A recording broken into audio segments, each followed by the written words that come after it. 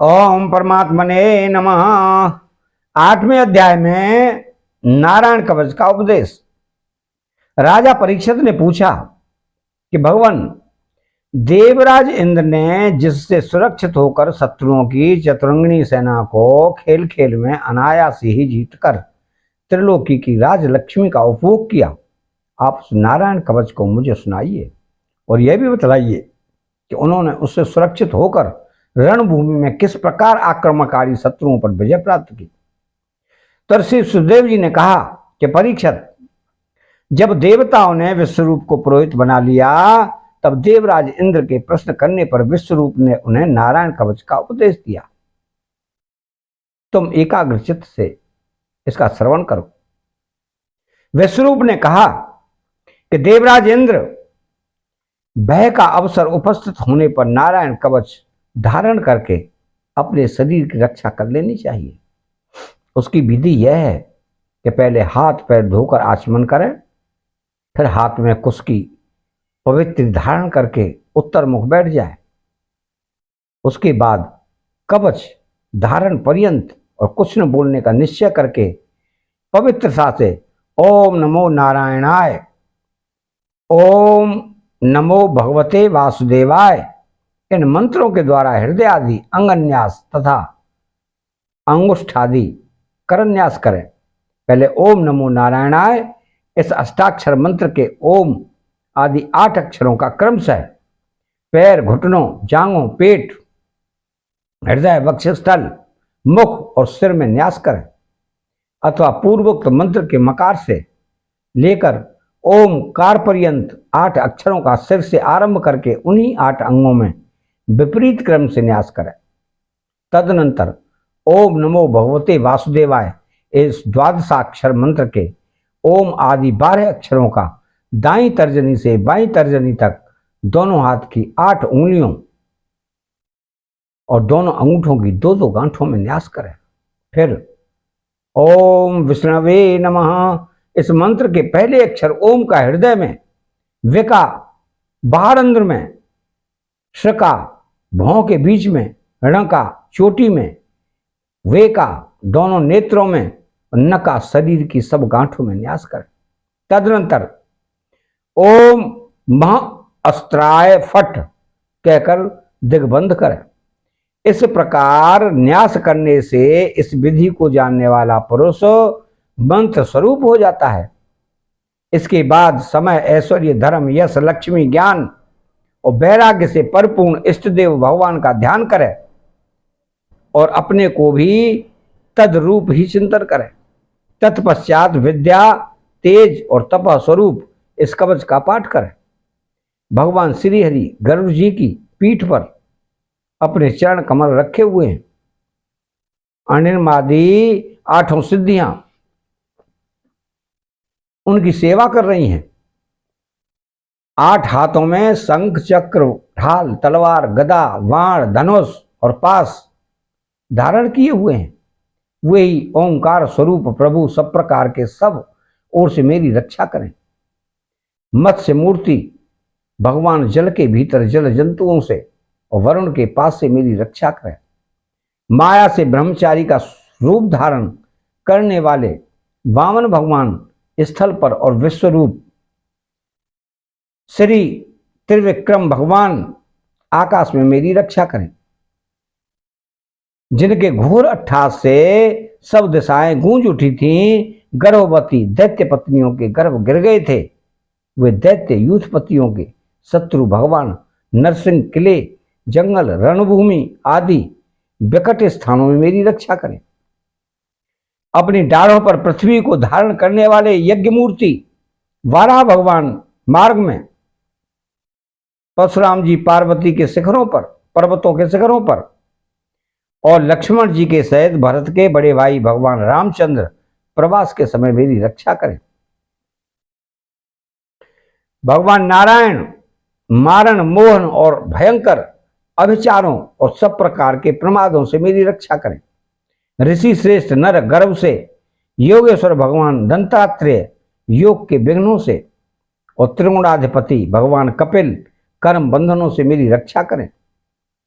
परमर्षि सनत कुमार कामदेव से, है ग्रीव भगवान मार्ग में चलते समय देव मूर्तियों को नमस्कार आदि न करने के अपराध से, देवर्षि नारद सेवा अपराधों से और भगवान कश्यप सब प्रकार के नरकों से मेरी रक्षा करें।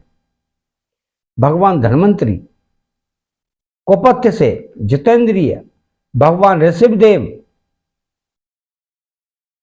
सुख दुख आदि भयदायक द्वंद्वों से, यज्ञ भगवान लोकापवास से, बलराम जी मनुष्यकृत कष्टों से और श्री शेष जी क्रोधवश नामक सर्पों के गण से मेरी रक्षा करें। भगवान श्री कृष्ण द्वैपायन व्यास जी अज्ञान से तथा बुद्धिदेव पाखंडियों से और प्रमाद से मेरी रक्षा करें। धर्म रक्षा के लिए महान अवतार धारण करने वाले भगवान कल की पाप बहुल कली काल के दोषों से मेरी रक्षा करें। प्रातःकाल भगवान केशव अपनी गदा लेकर, कुछ दिन चढ़ाने पर भगवान गोविंद अपनी बांसुरी लेकर, दोपहर के पहले भगवान नारायण अपनी तीक्ष्ण शक्ति लेकर और दोपहर को भगवान विष्णु चक्र राज सुदर्शन लेकर मेरी रक्षा करें। तीसरे पहर में भगवान मधुसूदन अपना प्रचंड धनुष लेकर मेरी रक्षा करें। सायंकाल में ब्रह्मा आदि त्रिमूर्तिधारी माधव सूर्यास्त के बाद ऋषिकेश, अर्धरात्रि के पूर्व तथा अर्धरात्रि के समय अकेले भगवान पद्मनाभ मेरी रक्षा करें।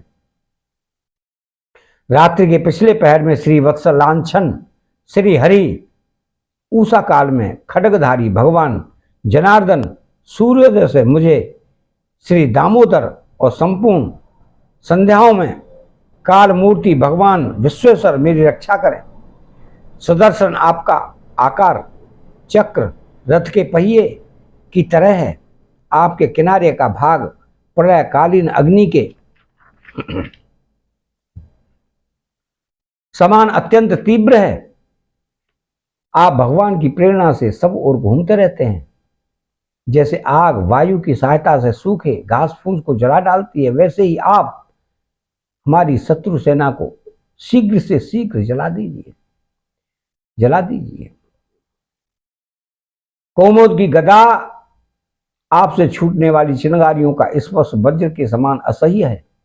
आप भगवान अजित की प्रिया हैं और मैं उनका सेवक हूं, इसलिए आप कूष्मांड, विनायक, यक्ष, राक्षस, भूत और प्रेत आदि ग्रहों को अभी कुचल डालिए तथा मेरे शत्रुओं को चूर चूर कर दीजिए।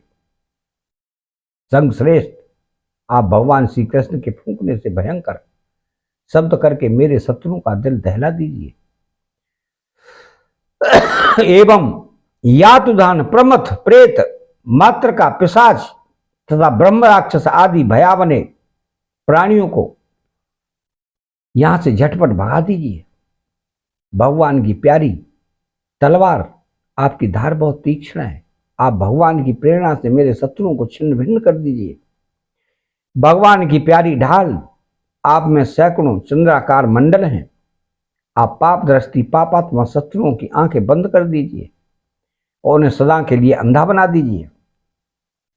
सूर्य आदि ग्रह, धूमकेतु, पुच्छल तारे आदि केतु, दृष्ट मनुष्य, सर्प आदि रेंगने वाले जंतु, डाढ़ों वाले हिंसक पशु, भूत प्रेत आदि तथा पापी प्राणियों से हमें जो जो भय हो और जो जो हमारे मंगल के विरोधी हों, वे सभी भगवान के नाम, रूप तथा आयुधों का कीर्तन करने से तत्काल नष्ट हो जाएं।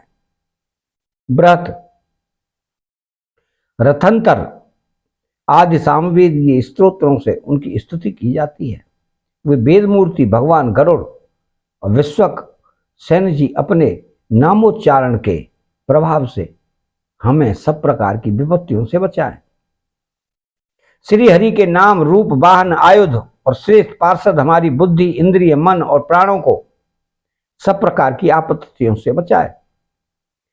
जितना भी कार्य अथवा कारण रूप जगत है वह वास्तव में भगवान ही है।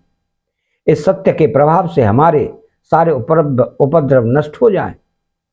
जो लोग ब्रह्म और आत्मा की एकता का अनुभव कर चुके हैं, उनकी दृष्टि में भगवान का स्वरूप समस्त विकल्पों भेदों से रहित है। फिर भी वे अपनी माया शक्ति के द्वारा भूषण, आयुध और रूप नामक शक्तियों को धारण करते हैं। यह बात निश्चित रूप से सत्य है। इस कारण सर्वज्ञ सर्वव्यापक भगवान श्री हरि सदा सर्वत्र सब स्वरूपों से हमारी रक्षा करें। जो अपने भयंकर अट्टहास से सब लोगों के भय को भगा देते हैं और अपने तेज से सबका तेज ग्रस लेते हैं, वे भगवान नरसिंह दिशा विदिशा में नीचे ऊपर बाहर भीतर सब और हमारी रक्षा करें। देवराज इंद्र, मैंने तुम्हें यह नारायण कवच सुना दिया। इस कवच से तुम अपने को सुरक्षित कर लो, बस फिर तुम अनायास ही सब दैत्य युद्धपतियों को जीत लोगे। इस नारायण कवच को धारण करने वाला पुरुष जिसको भी अपने नेत्रों से देख लेता अथवा पैर से छू देता है, वह तत्काल समस्त भयों से मुक्त हो जाता है। जो इस वैष्णवी विद्या को धारण कर लेता है, उसे राजा, डाकू, प्रेत, पिशाचादि और बाघ आदि सिंहक जीवों से कभी किसी प्रकार का भय नहीं होता। देवराज, प्राचीन काल की बात है, एक कौशिक गोत्री ब्राह्मण ने इस विद्या को धारण करके योग धारणा से अपना शरीर मरुभूमि में त्याग दिया। जहां उस ब्राह्मण का शरीर पड़ा था, उसके ऊपर से एक दिन गंधर्वराज चित्ररथ अपनी स्त्रियों के साथ विमान पर बैठकर निकले। वहां आते ही वह नीचे की ओर सिर किए विमान सहित आकाश से पृथ्वी पर गिर पड़े। इस घटना से उनके आश्चर्य की सीमा न रही। जब उन्हें वालखिल्य मुनियों ने बतलाया कि नारायण कवच धारण करने का प्रभाव है, तब उन्होंने उस ब्राह्मण देवता की हड्डियों को ले जाकर पूर्व वाहिनी सरस्वती नदी में प्रवाहित कर दिया और फिर स्नान करके वे अपने लोक को गए। श्री सुखदेव जी कहते हैं कि परीक्षित, जो पुरुष इस नारायण कवच को समय पर सुनता है और जो आदर पूर्वक इसे धारण करता है, उसके सामने सभी प्राणी आदर से झुक जाते हैं और वह सब प्रकार के भयों से मुक्त हो जाता है। परीक्षित, सतक्रतु इंद्र ने आचार्य विश्वरूप जी से यह वैष्णवी विद्या प्राप्त करके रणभूमि में असुरों को जीत लिया और वे त्रैलोक लक्ष्मी का उपभोग करने लगे। अतः 8वां अध्याय यहां समाप्त होता है। चैनल को सब्सक्राइब करें, बेल आइकन घंटी को दबाएं और कमेंट बॉक्स में राधे श्री कृष्ण लिखें। जय श्री कृष्ण।